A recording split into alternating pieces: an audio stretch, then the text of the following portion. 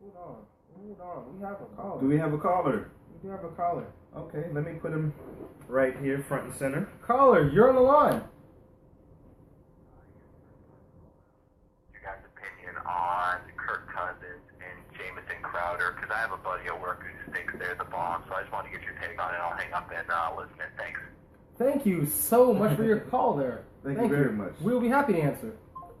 What do you think, sir? Kirk Cousins. So restate his question, so make sure The that the audience can question hear. for the audience was, what do we think about Kirk Cousins and his new number one target, Jamison Crowder? I'll gladly start off on this one. I think Kirk Cousins is a slightly above average quarterback. I think he's like a 9-7 type of guy, which I believe last year they were 9-7. So this QB market, what do you think? Do you think he should be paid on a maximum scale? With this market now. I mean, the way that the quarterback market works pretty much is, every franchise quarterback's deal that comes up, he becomes a free agent, he sets the new market.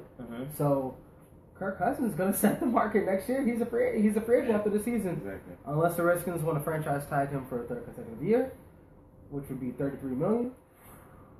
Good Lord, that's a lot of money. That is a lot of money. That's a lot of salary cap. That is a lot of money. About 20% of your salary cap there. But to get to the question, Kirk Cousins, I think he'll have a good season. I think he's a good fantasy quarterback. I'd rather have him in fantasy than actuality or reality. Yeah. But I think he's okay. I think my issue with him is that he doesn't win against good teams. If you look at his career record against teams with winning records, it's just not that good.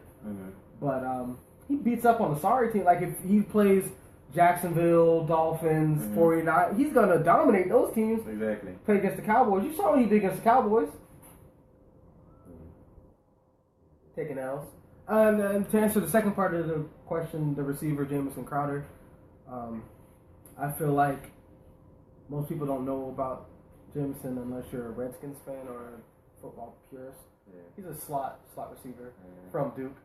Yeah. Football powerhouse program. Coming up over there. Duke's coming up. Yep. I think he'll, Speedster, right? I wouldn't call him fast. I just assumed he's quick. I just assumed because of his height that he had speed. Like he's only 5'8", 5'9", so I figured that he had speed. He's quick. He can get open quickly. Okay. Right. Kind of like that guy that y'all got in Dallas, Cole. Yeah, Cole Beasley. I mean, I think he'll put up some numbers. 80 catches, 80 to 90 catches maybe. Hopefully 10 yards a catch, if that. But that'll be a career best. That'll be a career best. That'll be a career best. So I think he's in for a career year. They lost Jackson and Pierre Garçon to the 49ers. So I feel like he'll get a lot of targets. So I feel like he'll have an okay season. Yeah, and I agree with you as far as Kirk Cousins. Crowder. And you would be good choice to answer this question because you see a lot of him. He's in your division, the NFC League. Yeah. I mean, there I go again. NFC East. Excuse me. Thank you, sir. But I mean, honestly, I don't have a strong opinion about Kirk Cousins. I think he's a good quarterback, a decent quarterback for the Redskins, but I don't mind facing him. I'm not intimidated by him, as well as Jamison Crowder. He's not much. I'm surprised. Is he the number one receiver now? I think Terrell Pryor's the Terrell Pryor. number one. Terrell Pryor, yeah. But those slot receivers nowadays get a lot. They get a lot, yeah. Like Cole Beasley. Yeah. But Jamison Crowder, I think that he's going to, he's going to have an average season. He's going to have a best as well. He had 67 receptions last year, 59 the year before, and his maximum amount of yards was 850. So I'm going to say he's going to exceed that. So I'm going to say he's going to have about a 900-yard receiving season, and as well he's going to catch about 80 balls. Okay, that goes right around 80 to 90 catches probably. Yeah, most definitely. But that's how I feel about that. It's really nothing else I feel. Okay. Thank you for the Washington Redskins question. Yes, sir. Thank you for your question. Thank you for your support. We appreciate you. What's his name again? Nick. Nick. Thank you, Nick. Thank you very much, Nick. We appreciate you. So, we want to appreciate somebody else. So, please call our line, 843-330-5980 or 843-442-1209. All right. And go ahead and play some music while we're waiting for the next caller, sir. Listen to that smooth drizzy. Yeah. We have another call coming in? We have a caller. Hello, you're live with Cant Argue With That. Alfonso and Ryan. Who am I speaking with? Hey, this is Nolo Smart here. How are you, Alfonso? I'm wonderful. Excuse me, I'm not wondering. I'm wonderful. Yes. Thank you for having me, man. First time caller, long time listener, viewer. Nice. We appreciate that, good sir. Yes, sir, kind sir. So I'm just happy to be a part of this programming now, and thank you for all y'all are doing for the little people in regards to sports, man. Thank you, sir. Absolutely, we appreciate that. Absolutely, man. We're out here trying. More the people by the people, man. Yes, sir. So if I may make my prediction, mm-hmm. the New York Jets will be 1-15, possibly 0-16. That goes in line with my predictions, sir. You must be watching the show. Thank you. So what do you think about the Browns? Kind sir, brilliant minds think alike. I like this guy. All right, so what do you think about the Browns? What do you think about the Browns? Man, are they on that big of a comp as Ryan says? Because Ryan says they're on the come up and they're not going to be in the bottom.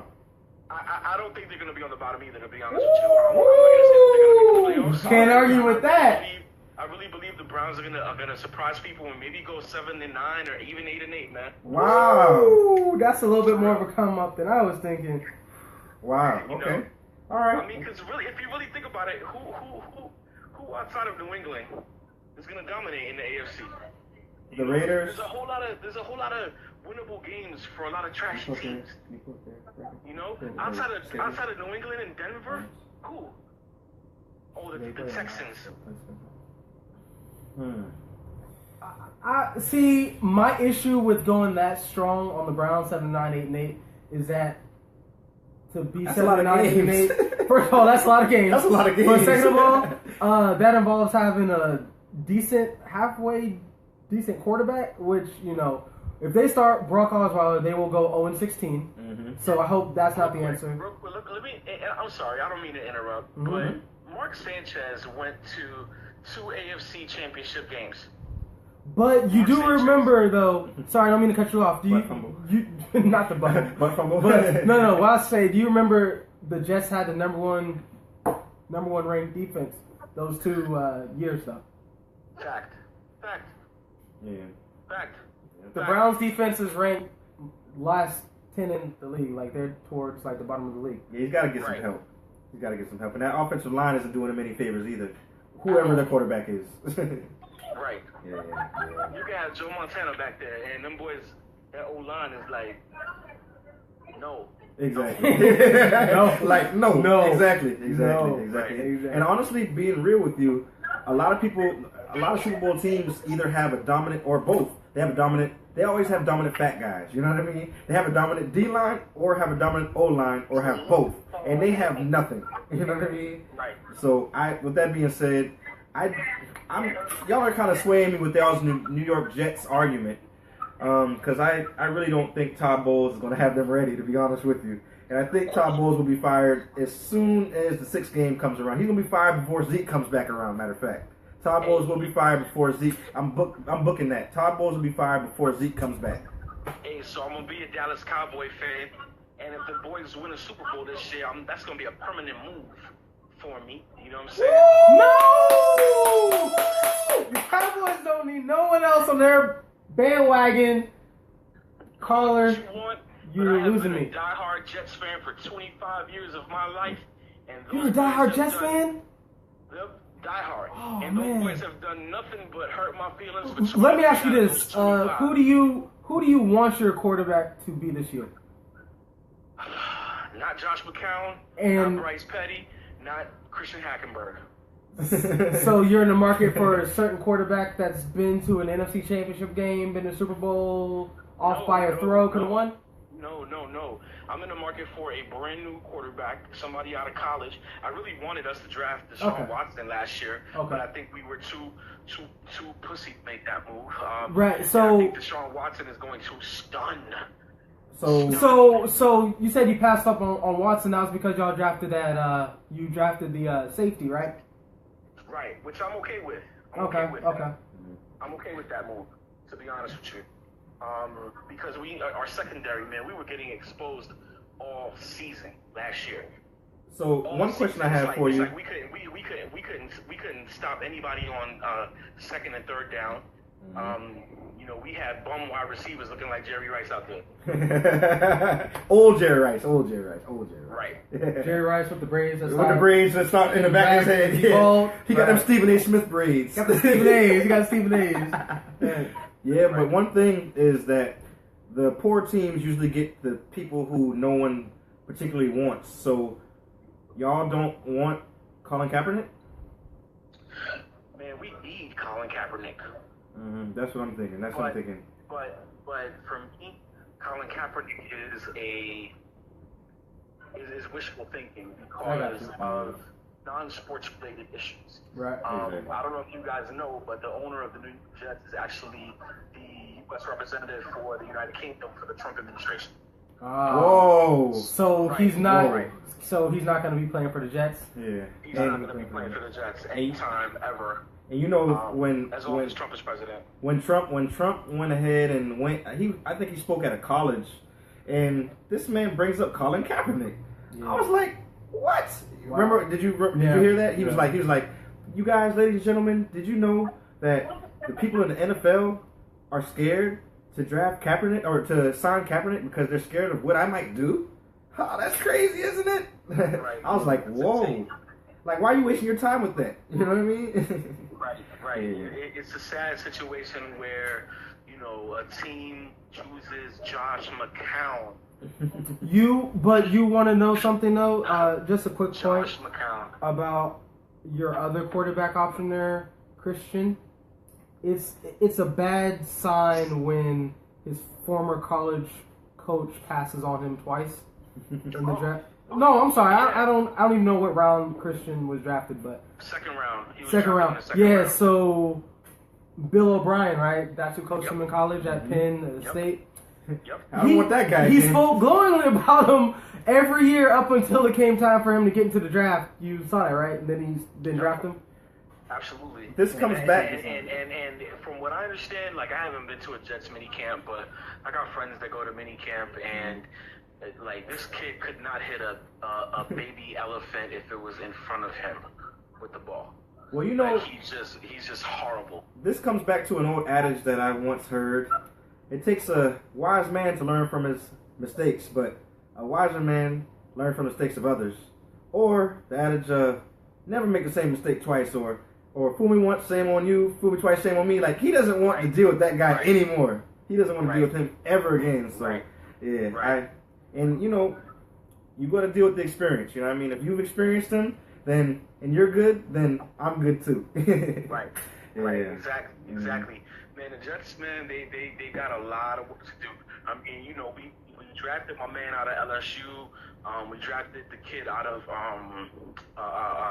Clemson, the tight end, who was a beast. Yeah.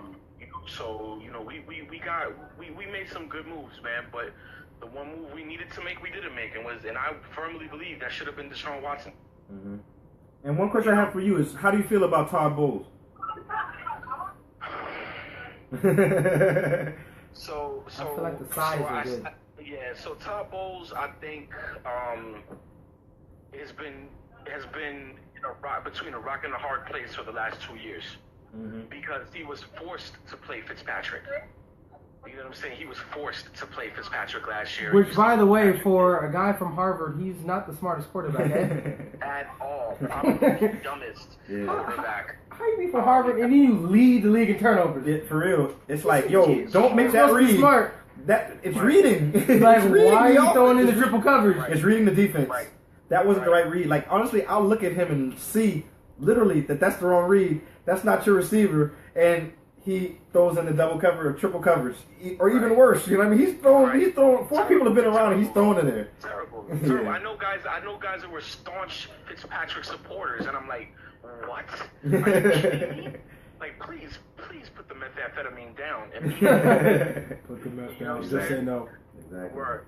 Yes, But sir. gentlemen, it is an honor, a privilege, and a gift to be in your presence. I do must appreciate go. it, man. No Thank problem, you so man. much. I am currently trapping, and I've got to get back to the trap. Yes, sir. Do what you do best, man. Yes, sir. Yes, sir. Well, you have a good day. You too. All right, man. Bye-bye. Smoke weed every day. No. No, we can't condone that. We message, can't condone but- that message. All right, sir. Thank you. Hang up on that guy. Well, we had another caller. So, do we have another caller? We're going to take one more caller off the line. Go ahead and play some music while we wait for the next caller. I was writing views, saw a side of myself that I just never knew. I probably Yeah. self-destructed, but I never We'll knew. touch on the Redskins and Jets and talk about them. Doing double shit. We'll never talk about them. I wouldn't talk about them. I don't like the Redskins. I mean, I touched on them, but I didn't talk about them. And then the Jets, I would never talk. Well, you talked about them. You just want to bring up. I just know a lot about all the teams. Points. The Ryan Fitzpatrick point was the one about how you be from Harvard. Like, I would think the guy from Harvard would be. I would think what's the Well studied. Alex Smith was from Harvard. Yeah, You know what I mean? Exactly. He don't ever turn the Someone who ball doesn't over. turn over the ball. He just doesn't take chances. Exactly. He's analyzing the situation. Dak Prescott could be from Harvard. Right, just don't turn the ball over. Yeah, exactly. If I told you Tom Brady was from Harvard. I'd be like, oh, okay. Was Belichick from Harvard too? Right, just be like, 30 turnovers? Where you get this? Yeah, for real. So you're not over analyzing the situation. You don't even analyze the situation. You just sort of. Very true. Alright. So, do we have any more callers? Our number is 843-330-5980. Or it is 843-442-1209. Thank you. Last chance I get to make sure that you take it personally. Take the shit to heart, it's always executed perfectly. If we do it Alright, matter of fact, let's cut this out. Let's cut this short.